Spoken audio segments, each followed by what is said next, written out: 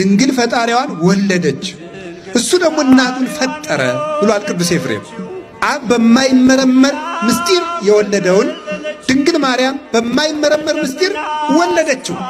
አብም ያለ እናት ወለደው፣ እሷም ያለ አባት ወለደችው። አምላክ ልጅ ያለው አብ ብቻ ነው። አምላክ ልጅ ያላት ድንግል ማርያም ብቻ ናት። የአምላክ አባት አምላክ እግዚአብሔር አብ ነው።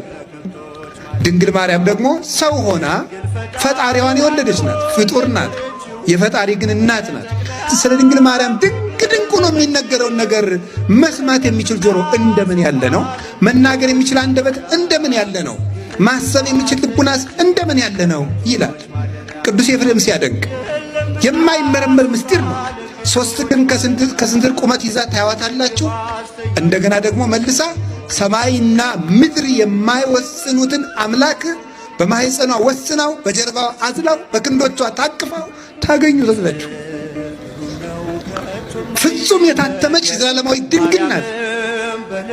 ነገር ግን ደግሞ አምላክን ጡት አጥብታ ስታሳድግ ታገኙታላችሁ። ረቂቅ ምስጢር ለድንግል ማርያም ተደረገ።